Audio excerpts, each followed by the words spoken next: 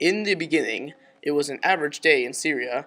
However, in March of 2011, conflict sparked when 15 school children were arrested and tortured for writing anti-government graffiti on the wall. Locals peacefully protested until conflict sparked further and war began. The government was restricting their freedom of speech after all. The civil war consists of two major sides, the rebels and the government. The rebels consist of citizens who are fed up with the Syrian-style government and want a new democracy-based government. The civil uprising was an early stage of protests and violence in the ongoing Syrian conflict lasting from March 2011 to July 28, 2011.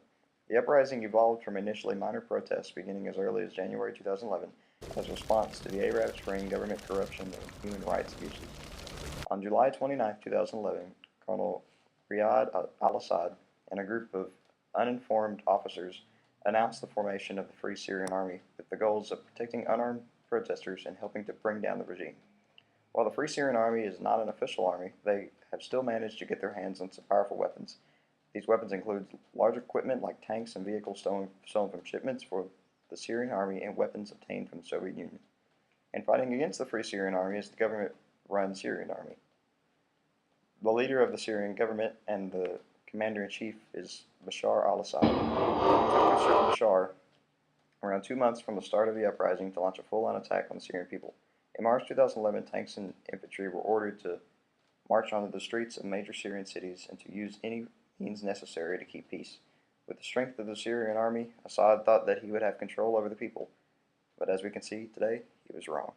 The major protests began after the arrest and torture of 15 schoolchildren.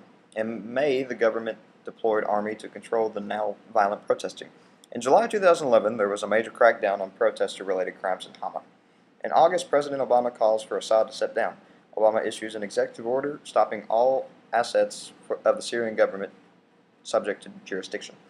In February 2012, Russia and China again blocked the UN draft resolution condemning Syria's actions. The U.S. shuts down the embassy in Damascus, citing security concerns. A day later, the government continues to shell Homs, making it one of the deadliest days since the uprising began.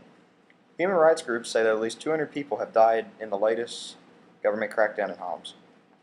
The Syrian army announces on the 1st of March 2012 that it is retreating from the shattered Bab Ammar neighborhood in the city of Homs, citing concerns for the welfare of the citizens and the inability to withstand an escalating offensive force by better-than-armed government troops.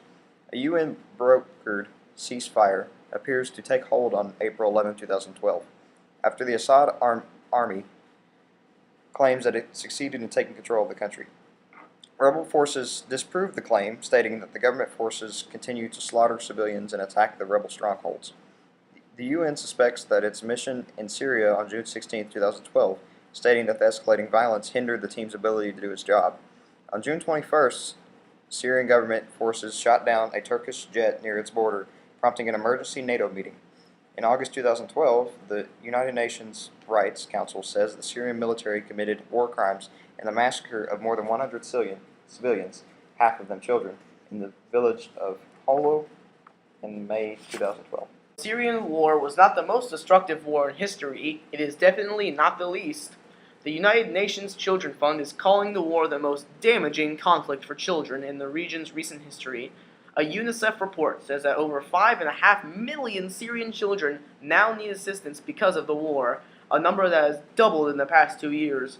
Reports also say that there are more than 10,000 children who were not accidental victims of war, but rather were deliberately targeted. While many people have not decided to stay in the country or been forced to stay, many have begun to migrate to other countries. The United Nations High Commissions for Refugees, or UNHCR, has estimated a total of 3,997,538 Syrian citizens are now registered refugees, not including the foreign citizens who have left Syria.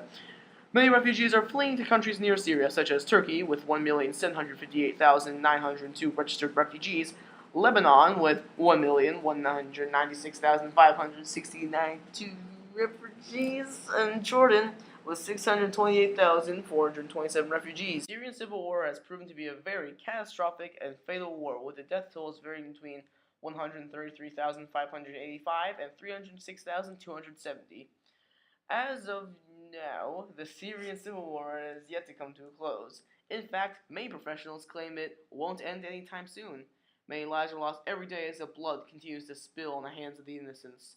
To think that all of this could have been avoided by having a basic human right, the freedom of speech. To think that these poor school children are still locked up in jail for expressing themselves. To think that all of this could be stopped with a single piece of paper.